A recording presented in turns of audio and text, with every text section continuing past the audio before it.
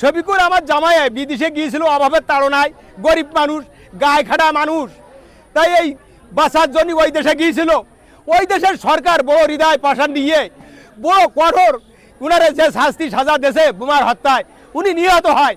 এই সরকারের কাছে আমি দাবি জানাই, আকুল আবেদন, শফিকুলের গোটা ফ্যামিলিটা যেন বাঁচতে পারে সেই সুযোগ সুবিধা সরকার জন্য। শফিকুল, আমি তার শ্বশুর, ওনার আব্বা আছে, ওনার 2 মাই আছে, পরিবার সহ এই সরকার জন্য দাবি জানাই যেন বাঁচতে পারে। আর ওই সরকার কি করবে কিনা, এই নতুন সরকার জানি না। এই সরকার সুনাম হয়ে গেছে আল্লাহর রহমতে, এখন এই যে ওর পরিবার বাঁচতে পারে কি করে সেই সরকার আমি দাবি জানাই।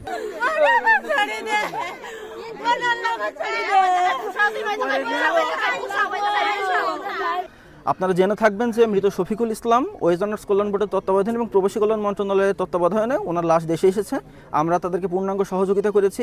লাশ আসার পূর্বেও আমরা পরিবারের সাথে যোগাযোগ করেছি এবং আর্থিক অনুদানের বিষয়ে অনেকে জানতে চাচ্ছেন। আপনারা প্রাথমিকভাবে জানেন যে ওনার লাশ এয়ারপোর্টে আসার পরে ওনারা প্রাথমিকভাবে 35,000 টাকার একটা চেক পেয়েছে।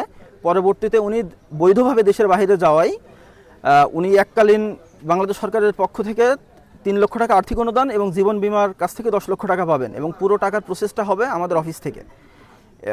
মানে যারা দেশের বাইরে 1 জানুয়ারি 23 সালের পরে যাচ্ছে বৈধভাবে, বাংলাদেশ থেকে দেশের বাইরে যাচ্ছে বৈধভাবে, তারা মূলত 13 লক্ষ টাকা পাচ্ছে। এটা শুধু শফিকুল ইসলামের ক্ষেত্রে না, সমস্ত প্রবাসীদের ক্ষেত্রে প্রযোজ্য।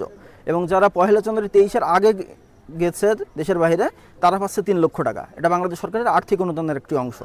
ওই মেয়েটা পড়ালেখায় ভালো, সায়েন্স নিয়ে পড়ে, ওর যাতে একটা চাকরি বাকরি হয়, ও যেন একটু আমাদের একটু দেখতে পারে, ওর না ও যেন একটু করি কেমনেও খাইতে পারে, একটু দেখতে পারে, সেই ব্যবস্থা করেন। আর কি বলবো বলেন, সরকারের কাছে এই দাবি আমাদের ঋণ দেয় করি যেন একটু শোধ করি ব্যবস্থা করে, সংসারটা যাতে বাঁচে, মেয়েদের যাতে পড়াশোনার খরচ যেন সরকার দেয়, দেখে এই চাকরি বাকরি হয় আমার মেয়েরা, সেইভাবে সরকারের কাছে দাবি, সরকার যেন আমাদের এই ব্যবস্থাগুলো করে। 1 মাস আগে শফিকুল ইসলাম নিহত হয় লিবিয়ায়, এখন বড় হামলায় নিহত হয়। নিহত হয়ে সে আজকে তার লাশটা আমাদের ভিতরে এসেছে, আমরা পাইছি। এখন এই ওর সংসারের ভিতরে খাটাখাটনির একমাত্র অবলম্বন হলো ওই, তাছাড়া আর কেউ নেই।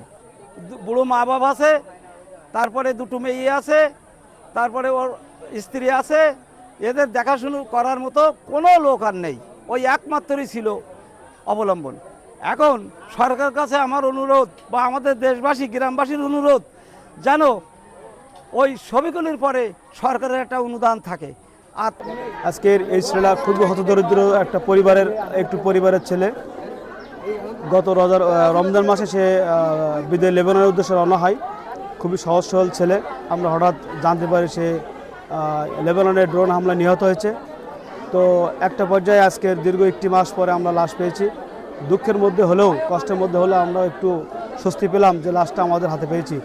অনেকেই লাশ আসে না, খুবই দুঃখজনক ঘটনা হয়ে থাকে, দেরি হয়, বা অনেকেই লাশ আসে না। আমরা মাননীয় প্রধানমন্ত্রী জনাব তারেক রহমানকে অসংখ্য ধন্যবাদ জানাচ্ছি এলাকাবাসীর পক্ষ থেকে এবং পরিবারের পক্ষ থেকে যে লাশটা পেয়েছি। আমরা গভর্নমেন্টের কাছে জোর দাবি জানাচ্ছি এই পরিবারের পাশে কিছু জন্য সাহায্য সহানুভূতি হাত বাড়ান, কারণ খুবই হতদরিদ্র পরিবার। 10 লক্ষ টাকা মতন ঋণ ধার করেই তারা বিদেশে গেছে, টাকাটা শোধ করতে পারেনি আজ পর্যন্ত। বিভিন্ন লোকজন, এনজিও লোকজন আসছে, এলাকার লোকের কাছে ধার দেনা করেই আর কি সে গেছে ছেলেটা। তো আমরা চাচ্ছি সরকারের কাছে সাহায্য সহানুভূতি। আর পাশাপাশি তার 2টি কন্যা সন্তান আছে। বড় মেয়েটা সায়েন্সের ছাত্র, ব্রেনিয়ান স্টুডেন্ট। সরকারের কাছে দাবি করব, আমি যেহেতু একজন সরকারি লোক, বিএনপি করি, সেসব দাবি করবো সরকারের কাছে যেন এই পরিবার, এই মেয়েটাকে যেন সরকারের চাকরি দেয়, জন্য সরকার